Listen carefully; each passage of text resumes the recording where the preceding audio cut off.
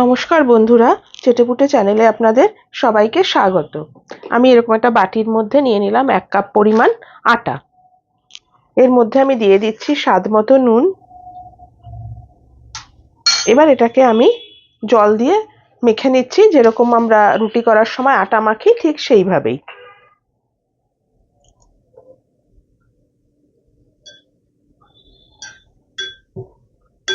দেখুন আটাটা আমার মাখা হয়ে গেছে। মোটামুটি একটা সফট ডো আমি রেডি করলাম। এবার এটাকে আমি ঢাকা দিয়ে মিনিট 10 রেখে পরের প্রসেসটা আপনাদেরকে দেখাচ্ছি। আটাটাকে আমি মেখে সাইড করে দিয়েছি। এবার একটা বাটির মধ্যে আমি মিডিয়াম সাইজের একটা আলু সেদ্ধ নিয়েছি।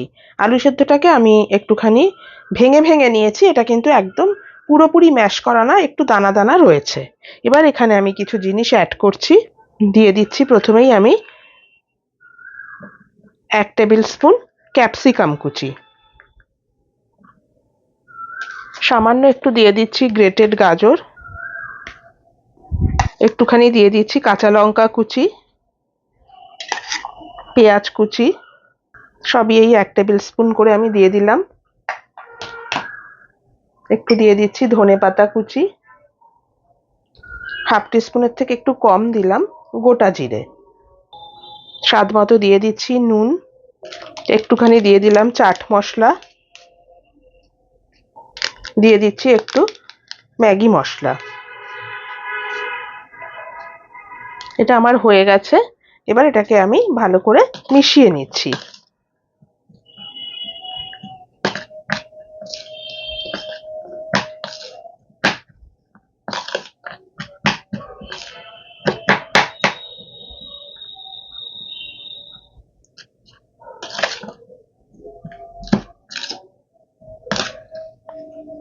এই আলুর পুরটা খুব চটপটা খেতে হয়, ভালো লাগে। এটা আমার হয়ে গেছে।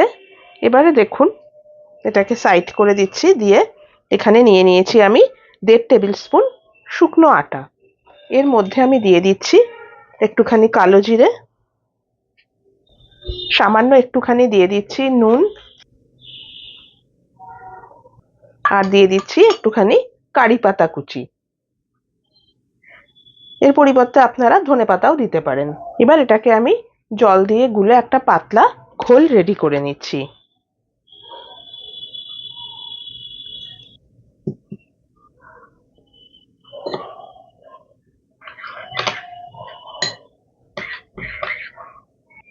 আলুর যে পুরটা আমি রেডি করেছি তার ভেতরেও কিন্তু আপনারা চাইলে কারি পাতা দিতে পারেন।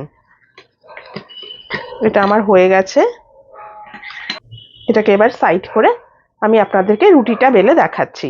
দেখুন আটাটা আমি নিয়ে এসেছি, এখান থেকে আমি সমান দুটো ভাগ করে নিলাম। এরম সাইজের দুটো ভাগ করে নিলাম। এবারে একটা ভাগকে আমি সাইড করে আরেকটা ভাগ থেকে আমি নিয়ে লেচি কেটে নিচ্ছি। নিয়ে আমি এখান থেকে রুটি বেলে নেব। একটা বড় সাইজের রুটি আমি বেলে নেব। তার আগে এখানে একটুখানি আটা, আমি শুকনো আটা ছড়িয়ে নিলাম।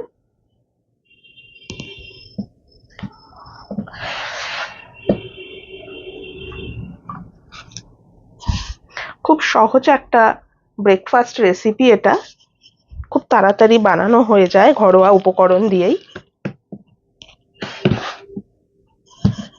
বিশেষ কিছু ঝামেলা এখানে নেই, খুবই তাড়াতাড়ি হয়ে যায় আর খেতেও কিন্তু খুব ভালো লাগে।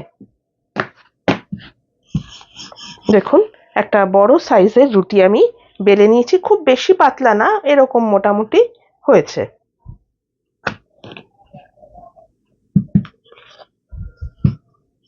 এবারে এর মধ্যে আমি দিয়ে দিচ্ছি একটুখানি টমেটো সস। এটা অপশনাল, তবে দিলে বাচ্চারা খেতে খুব ভালোবাসে, সেজন্য আমি দিলাম। আপনাদের পছন্দ না হলে প্লেনও রাখতে পারেন। ভালো করে এটাকে আমি একটু স্প্রেড করে দিচ্ছি।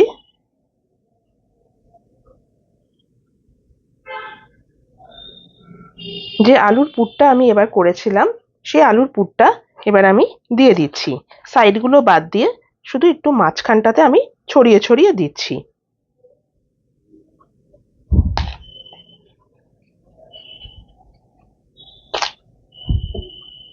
এটা আমার দেওয়া হয়ে গেছে। এবার এটাকে আমি ভাঁজ করে নিচ্ছি। কিরম করে করছি দেখুন। এই সাইডটা নিয়ে প্রথমে এরকম ভাবে করে দিলাম। এবারে এই সাইডটা নিয়ে এসে এরম ভাবে করে দিলাম, ওপর দিকেও এরম ভাবে করে দিলাম, এটাকেও এরম ভাবে করে দিলাম। দেখতে দেখুন একটা পকেটের মতো হয়েছে। এবারে আমি এই সাইডটাকে তুলে এই দেখুন একদম এনে জোড়া দিয়ে দিলাম। এখানে কোনো জল ঠল দেওয়ারও কোনো প্রয়োজন পড়বে না, এমনিই লেগে যাবে। ভালো করে এবারে আমি চেপে দিচ্ছি।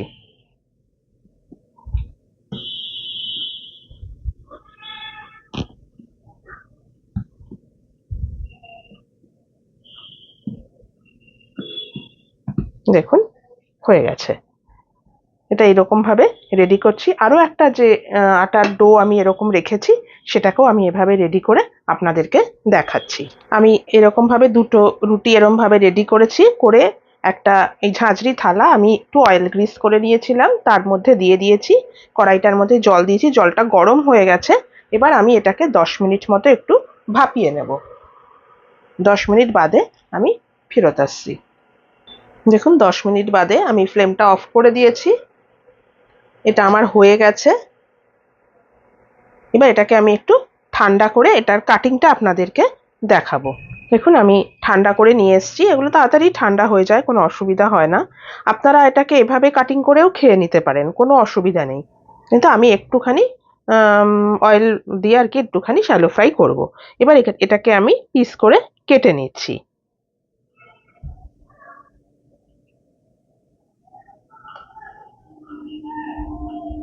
পিসটা আপনারা আপনাদের পছন্দ মতো কাটবেন। আমি 3টে করে পিস করছি। দেখুন এই যে এরকম টাইপের দেখতে হয়েছে ভেতরটা। এবার এটাকে আমি আরো একটা করে পিস করছি। এই ঠিক মাঝ বরাবর যেরকম করে আমরা স্যান্ডউইচ কাটি, ঠিক সেরকম ভাবে আমি কেটে নিচ্ছি।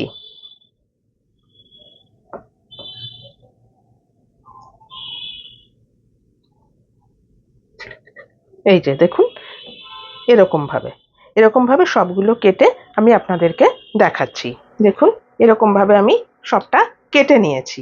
এবারে যে এই যে আমি ঘোলটা রেডি করে রেখেছিলাম, এই ঘোলটার মধ্যে এক একটা পিস নিয়ে ডিপ করে করে আমি তেলে ফ্রাই করে নিচ্ছি।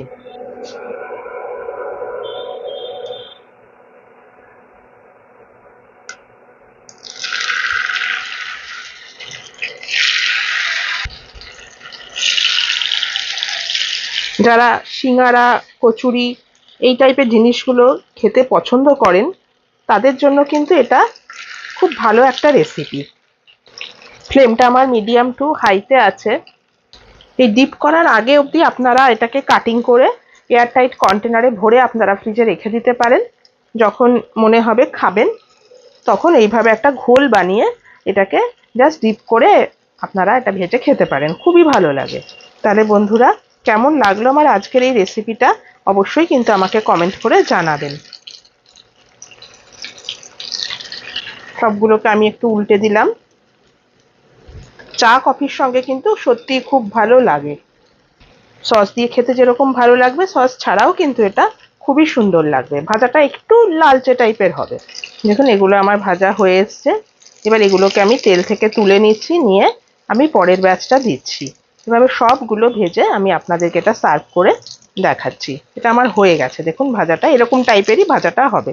এবার আমি তেল থেকে এগুলো তুলে নিচ্ছি। দেখুন বন্ধুরা, রেডি হয়ে গেল আমার আজকের এই 1 কাপ আটা দিয়ে তৈরি ভীষণ ক্রিস্পি এবং টেস্টি এই স্ন্যাক্স রেসিপি। এটা আপনারা বানিয়ে এভাবে যেভাবে বললাম ওভাবে স্টোর করে রেখে দিতে পারেন। সত্যি খেতে কিন্তু খুব মুখরোচক হয়। আমার এই রেসিপিটা যদি আপনাদের পছন্দ হয়ে থাকে, তাহলে প্লিজ আমার চ্যানেলটিকে সাবস্ক্রাইব করে একটা লাইক করে আমার পাশে থাকবেন। আর যদি ফেসবুক থেকে দেখেন, আমার পেজটিকে কিন্তু ফলো করে নেবেন। আজ তাহলে চলি, আবার চলে আসবো অন্যদিন নতুন কোনো রেসিপি নিয়ে। সুস্থ থাকবেন, ভালো থাকবেন, নমস্কার।